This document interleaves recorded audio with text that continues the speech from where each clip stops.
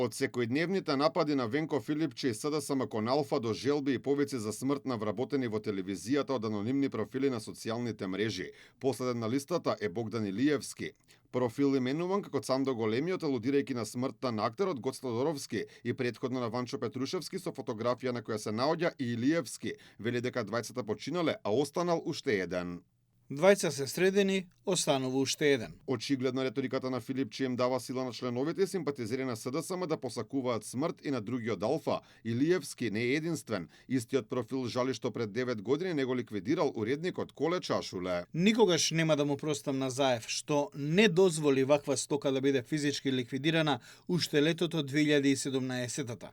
Досега ќе бевме во ЕУ. Заканите кон новинари во Алфа доаѓаат откако Филипче континуирано ја напаѓаше телевизијата. Сега се отвораат дилеми дали опозицијата го смени методот, па наместо јавно напаѓа преку ботови. Ајде, оставите фейк вести. Дајте, имате ли други прашања? Фейк ньюс, Алфа, фейк ньюс. Престанете ве молам со фейк ньюс и со дефокусот, престанете. И вие ќе се извинувате што ме клеветевте дека имам куќе у нерези. Вие лично. Ќе додадам и ќе ве ослободам.